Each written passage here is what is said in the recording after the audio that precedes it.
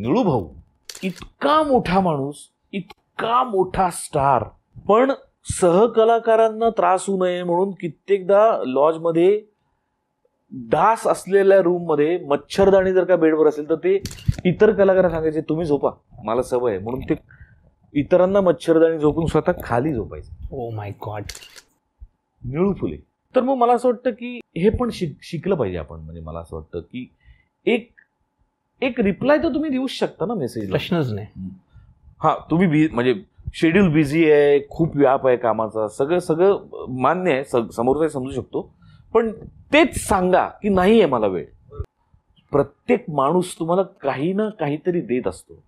Rather तुमच्या कलाकृतीला शुभेच्छा देत असतो किंवा तुमच्या पर्सनल आयुष्याला आशीर्वाद देत असतो किंवा नकळत तुम्हाला कुठला ना कुठला तरी संस्कार देत असतो, पण काहीतरी देत असतो.